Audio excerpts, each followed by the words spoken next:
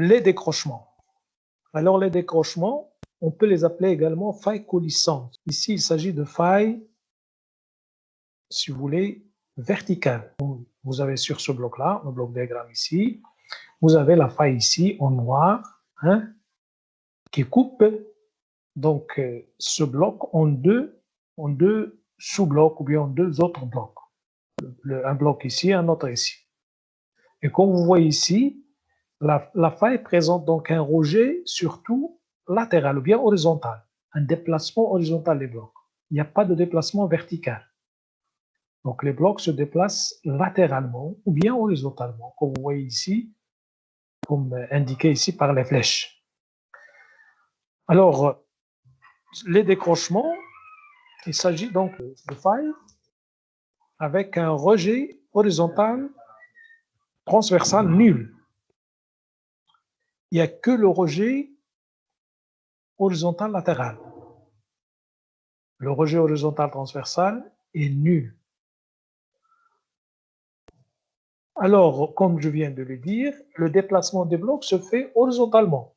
Alors, ces flèches-là indiquent les déplacements donc, des blocs. Déplacement horizontal. Alors, dans ce cas, donc, sigma 1, c'est-à-dire pour établir le champ de contrainte, donc sigma 1 et sigma 3 sont horizontales. Alors, vous avez ici, si vous voulez, l'axe de raccourcissement, cet axe comme ça, c'est-à-dire ces flèches indiquent donc l'axe de raccourcissement. Et ces flèches-là, donc, comme on l'a dit, donc, sigma 1 donc, parallèle à l'axe de raccourcissement. Donc ici, on peut mettre sigma 1. Sigma 1 est horizontal et présente donc cette direction-là. Par contre, sigma 3 est parallèle à l'axe d'allongement bien d'extension. Et donc, sigma 3, on peut placer la flèche, bien les flèches du sigma 3 parallèles à cet axe-là. Alors, il ne faut pas mettre les flèches à l'envers. Toujours, il faut faire attention. Donc, les flèches des contraintes, c'est toujours vers l'intérieur. C'est comme ça. Sigma 1, comme ça la flèche. Sigma 3, c'est le contraire de cette flèche-là. C'est comme ça. C'est une contrainte. Donc, les flèches de contrainte, c'est vers le point où on exerce, c'est-à-dire au centre, si vous voulez, ou bien le point central sur lequel on exerce la contrainte. Par contre, les axes de déformation, les flèches, c'est vers l'extérieur. Dans ce cas de faille, c'est-à-dire le cas de faille, de décrochement, toujours, il faut essayer donc de déterminer est-ce qu'il s'agit d'un décrochement dextre ou bien d'un décrochement sénestre. C'est facile à déterminer.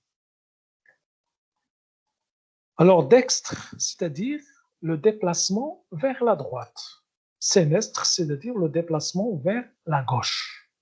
Alors, pour déterminer ça, bien sûr, on détermine ça sur le terrain, ou bien on peut les déterminer également sur des photos, sur des schémas, sur des blocs diagrammes, etc.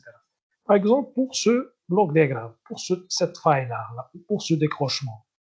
Alors, pour déterminer est-ce qu'il s'agit d'un décrochement dextre ou bien sénestre, il faut toujours se mettre sur la faille.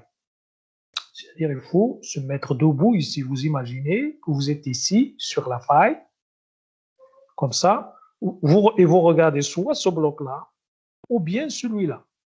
C'est-à-dire, vous allez tourner la tête vers ce bloc-là, ou bien tourner la tête vers ce bloc. Et il faut se mettre debout sur la faille.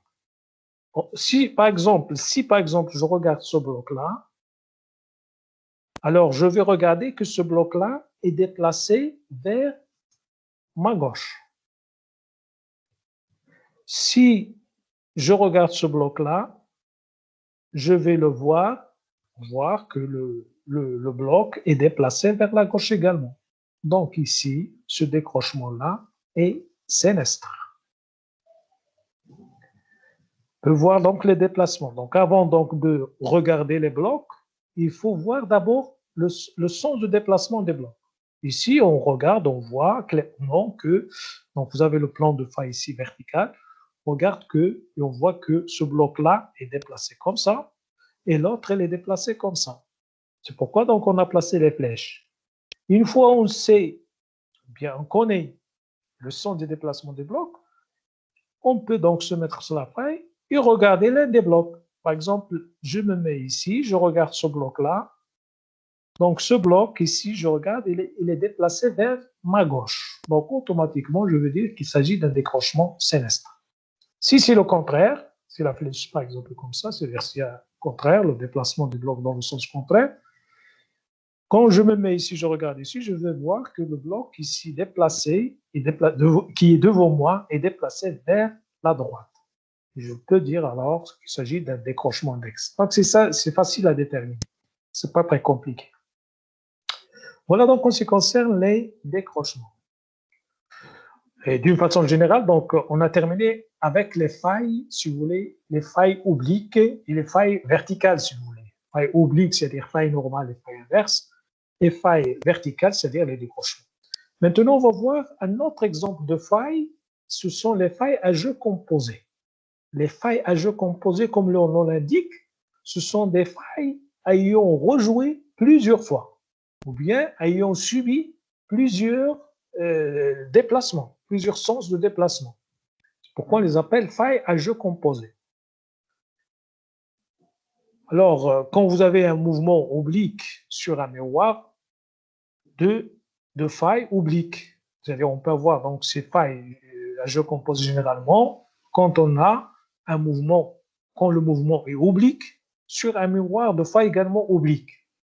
Donc ici, la faille, en général, ce sont les failles normales ou bien les failles inverses. C'est-à-dire parce que vous avez ici le plan de faille oblique. Alors, le déplacement du compartiment se fait suivant les trois axes de l'espace, bien sûr. Donc, on peut voir les déplacements du compartiment selon les trois axes ou bien selon plusieurs directions, si vous voulez. Donc, on peut avoir des déplacements verticaux, des déplacements horizontaux, des déplacements latéraux. Et une chose aussi très importante à mettre dans la tête, c'est que les failles en général, ils peuvent rejouer plusieurs fois.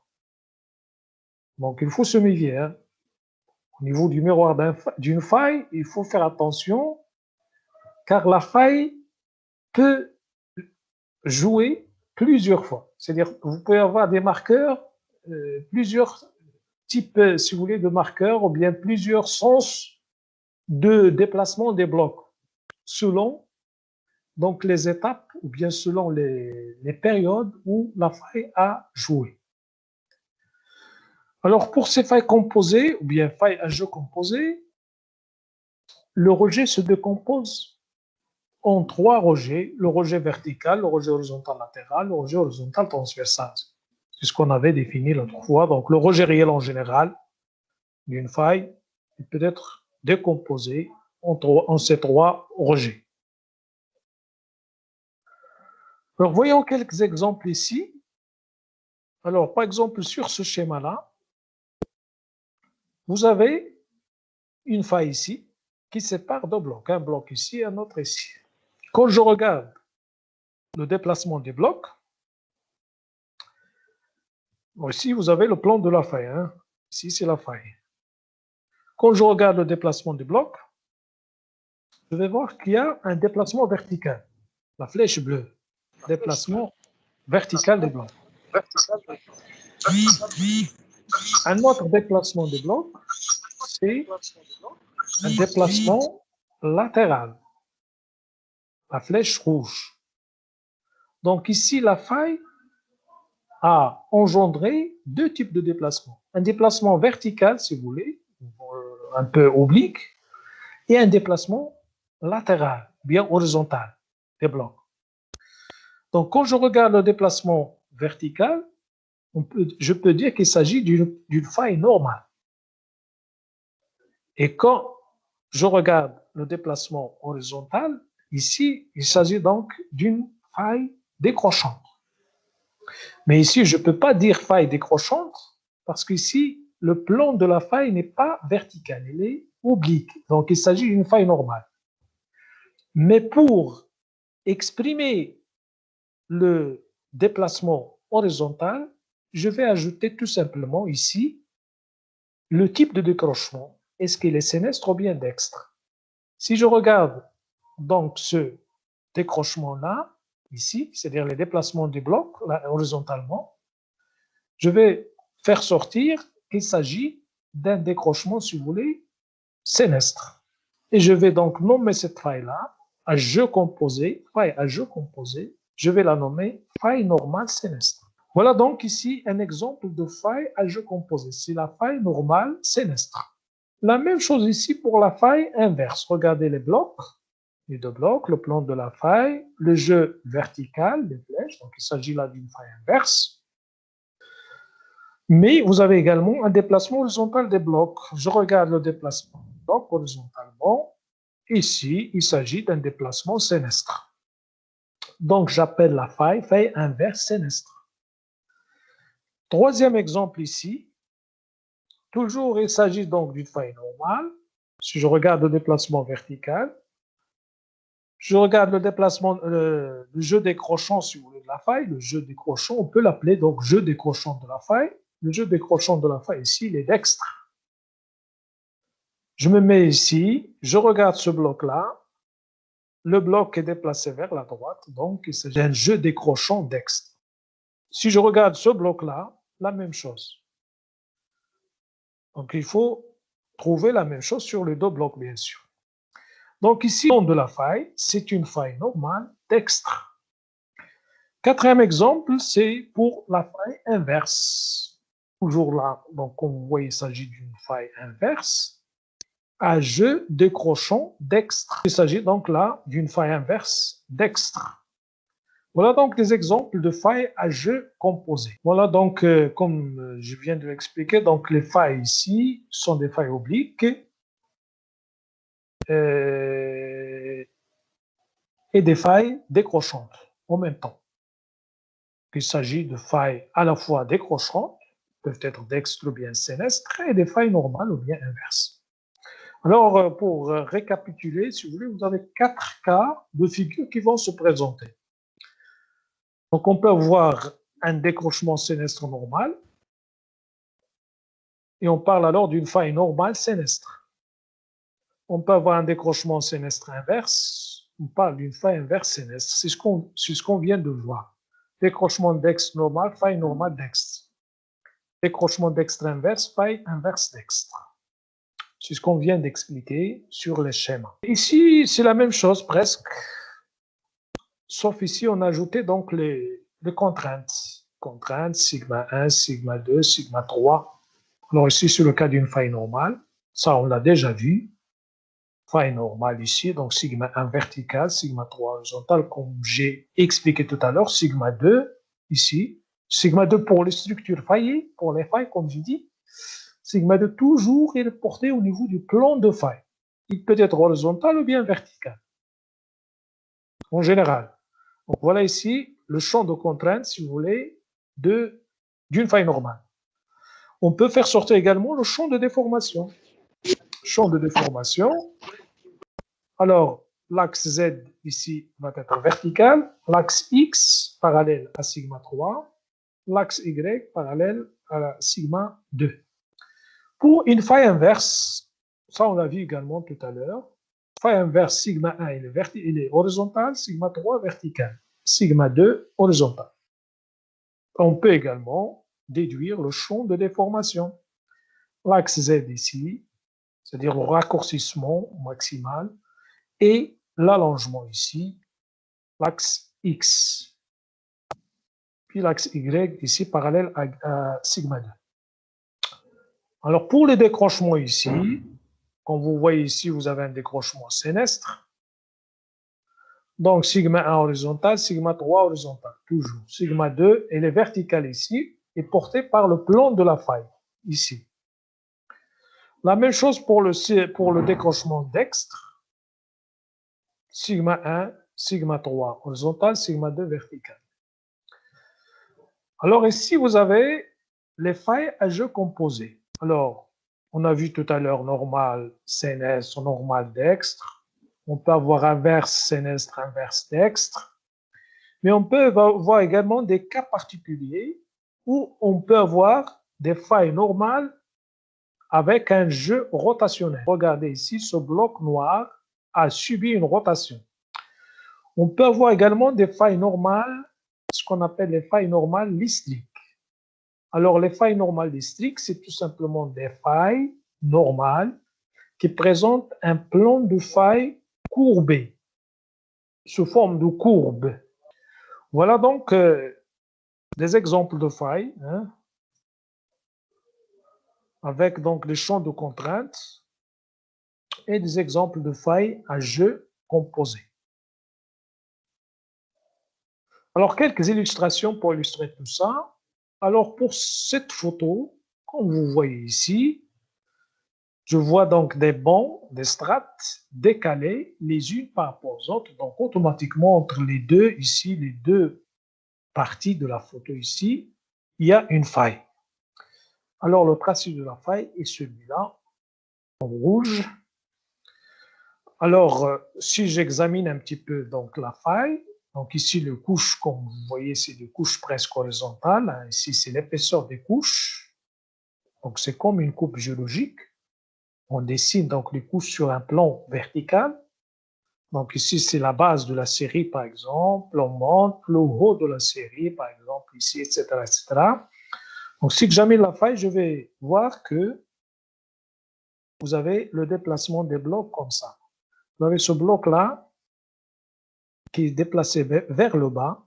Donc, on parle donc du bloc ABC de la faille, la partie ABC. Et vous avez le bloc, celui-là, le deuxième bloc, c'est le bloc soulevé. Donc, le jeu de la faille est indiqué par les flèches jaunes. Donc, il s'agit là d'une faille tout simplement normale. Parce que, comme vous voyez ici, la faille est pointée vers le bloc ABC. Sens du pondage de la faille vers le bloc ABC. Ça, c'est au niveau de, sur le terrain ou bien au niveau du coupe. Mais sur la carte géologique, quand vous allez faire les coupes géologiques, vous allez avoir des traits noirs épais qui coupent les terrains comme ça. Alors, pour déterminer le type de la faille, il suffit donc de regarder le pondage de la faille, bien sûr, il faut le déterminer, et regarder le sens du pondage de la faille. Si la faille est pontée vers les terrains récents, on peut parler d'une faille normale. Si au contraire, le pondage de la faille se fait vers les terrains anciens, on parle donc d'une faille inverse. La même chose ici sur cette photo, regardez, donc on peut voir clairement, donc il y a un décalage des bancs ici, donc automatiquement, il y a une faille. Regardez donc les limites des bancs en bleu clair qui sont décalées. Donc entre ces deux compartiments-là, en principe, on va avoir une faille, voilà, en rouge. Alors, pour analyser et déterminer le type de faille, la même chose, je vais voir donc le sens de déplacement des compartiments ou bien des blocs. Alors voilà, ce bloc-là, donc, si on examine bien donc la faille, regardez ce banc-là, il a été décalé, déplacé vers le bas, hein, alors qu'ici, donc, on peut dire il a été déplacé vers le haut. Pour faire sortir le jeu de la faille, c'est-à-dire les déplacements des compartiments, il faut toujours chercher donc des bons repères. Par exemple, ici, pour la première photo, vous avez ce banc blanc. Alors, il s'agit là du nouveau repère qui peut nous indiquer, si vous voulez, le sens de déplacement des blocs. La même chose ici. Donc, j'ai pris ce banc-là. Le banc-là, c'est le même ici. Avant le jeu de la faille, donc ce banc-là, il est continu. Peut-être elle était ici continue, peut-être elle était ici, hein, continue.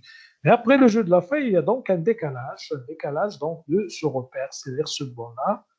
Donc c'est lui qui nous indique, si vous voulez, le sens de déplacement des blocs. Donc toujours, il faut chercher un repère pour pouvoir donc faire sortir, si vous voulez, le jeu de la faille, c'est-à-dire le bloc, le sens de déplacement des blocs, si vous voulez. Sur cette photo-là, comme vous voyez, donc il s'agit d'une photo, c'est la même chose, ça montre un petit peu, si vous voulez, le dessin des terrains de couches sur un plan vertical en quelque sorte. C'est comme une coupe géologique. Vous imaginez ici le profil topographique sur lequel donc on dessine, on a, si vous voulez, ici sur la photo, les couches, les terrains. Si les terrains sont pas inclinés, mais ils sont presque horizontaux, hein. Mais ce qu'on remarque, c'est que tous ces terrains-là, euh, ont été fracturés. Hein. Vous avez des décalages, des décalages, des décalages, des décalages. Donc, il y a plusieurs fractures qui ont affecté donc, ce terrain ici. Alors, je vais montrer ça. Donc, je vais montrer uniquement les fractures ou bien les failles principales, hein, parce qu'il peut y avoir des petites failles secondaires. Donc, pour nous, on ne va pas en tenir compte. On va voir uniquement les failles principales. Donc, vous avez une ici, par exemple, vous avez une autre ici, vous avez une autre ici, etc., etc. Alors, si j'examine donc le déplacement des blocs, je regarde donc ce bloc-là, toujours, c'est le bloc ABC. Alors, la faille, le sens de la faille, regardez, le sens de toutes ces failles-là se fait vers le bloc ABC. Donc, il s'agit tout simplement de failles normales. Alors, sur cette photo-là, la même chose. J'ai un bon repère ici, je le trouve ici. Donc, il y a un décalage le long d'une faille ici. Regardez la faille. Voilà le tracé de la faille en bleu. De part et d'autre, donc le déplacement, comme vous voyez, donc ce bloc-là, il est soulevé, celui-là, il est abaissé. Donc, si je regarde le sens de pendage de la faille, regardez, de cette ligne bleue, le sens de pendage, c'est vers le côté, c'est vers le bloc soulevé. Donc ici, il ne s'agit pas d'une faille normale, il s'agit d'une faille inverse. Donc si on veut mettre les flèches, donc je vais mettre une flèche ici qui indique une compression. Une compression, c'est-à-dire sigma 1 ici, elle est horizontale. Sigma 3, verticale. Sigma 2, horizontale et sur le plan de la faille. Ce n'est pas comme la faille normale. Au contraire. La même chose ici, donc je regarde cette photo, donc des terrains décalés. Ce niveau-là, décalé par rapport à celui-là. Regardez, donc voilà le niveau décalé, le niveau repère si vous voulez. Entre les deux, automatiquement, donc il y a une faille. La faille en jaune, je regarde le sens de pondage de la faille se fait vers le côté soulevé, c'est-à-dire vers le bloc soulevé. Vers le bloc soulevé, donc automatiquement, ici, il s'agit d'une faille inverse également, qui exprime toujours donc une compression. Les failles normales expriment une distension. Voilà notre photo. Là également, regardez, donc j'ai le bon repère ici, c'est cette barre. Cette barre qui est continue comme ça, hein, on la trouve de l'autre côté comme ça. Donc cette barre a subi un décalement, si vous voulez, elle a été décalée. Ces bouts-là, ce bout et celui-là, initialement confondus avant la déformation, se trouvent maintenant écartés les uns des autres. Donc automatiquement, ici, passe une faille. Voilà en jaune qui a décalé donc les bouts de la barre. Alors ici, est-ce qu'il s'agit d'une faille oblique ou non?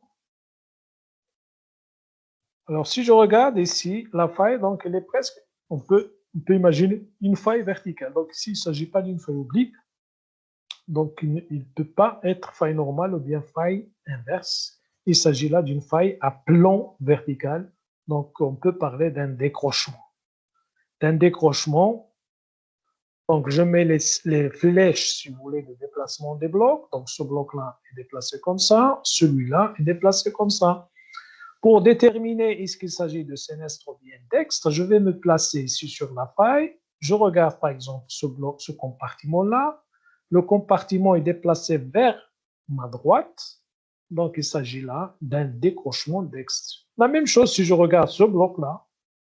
Je me mets debout ici. Je regarde ce bloc. Je vais voir que ce bloc-là est déplacé vers ma droite. Donc il s'agit là d'un décrochement dextre. Une autre faille ici, c'est la faille, si vous voulez, décrochante de San Andreas en Californie, aux États-Unis. Donc, on voit clairement, donc ici, il s'agit d'une photo aérienne, hein, photo aérienne, et on voit clairement des décalages donc des terrains. Vous avez ce terrain-là, blanc, jaune, qui se trouvait ici, mais se trouve maintenant décalé. Hein. Alors, entre les deux ici, comme vous voyez, il peut y avoir donc une faille. Voilà le tracé de la faille en rouge. On peut voir également des failles secondaires qui affectent donc la région.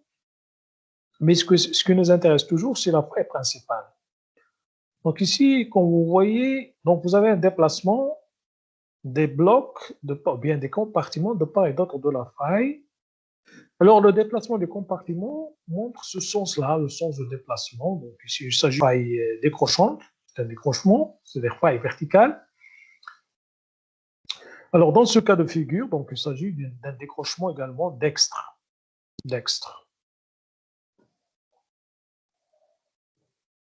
La même chose ici sur cette photo. Donc ici, c'est une faille dont le jeu est déclenché par le séisme du 17 août 1999. C'est un séisme qui a frappé, si vous voulez, la Turquie en cette année. Ici, vous avez une route avec deux bouts décalés par la faille.